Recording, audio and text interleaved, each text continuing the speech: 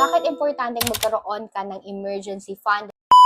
Hello mga kaola, this is Trixie and I usually talk about personal finance, and for today's topic, pag-usapan natin ang emergency fund.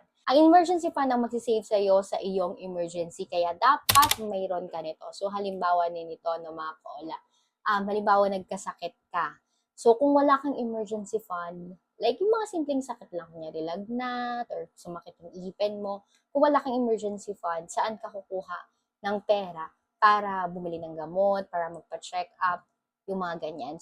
Ano nga ba magkaroon ng emergency fund? Usually, kailangan mong i-save yung 10% ng income mo or 5% ng income mo para ilagay sa iyong emergency fund. Pag nilagay mo siya sa emergency fund, hindi mo siya pwedeng galawin. Gagamitin mo lang siya in case of emergency. So, ano ba yung mga type ng emergencies na pwede mong paggamitan? Mga emergency na hindi mo ine-expect na magkakaroon. Halimbawa, nagkalagnat ka, kailangan pumunta sa doktor, kailangan mo magpa-check up, or halimbawa, yung sasakyan mo, meron kang sasakyan, tapos kailangan na magpalit ng makina, ano ba mga type ng emergency, yung bubong nyo, merong leak, so mga emergency, yung mga ganun. So yung mga ipampapagawa mo doon, or yung ipanggagastos mo doon, pwede mong kuhanin using your emergency fund. Suggest ko sa inyo mga kaola na ilagay nyo yung mga emergency fund nyo sa mga high yield savings account. An example na yan is a digital banks. So marami ako mga digital banks na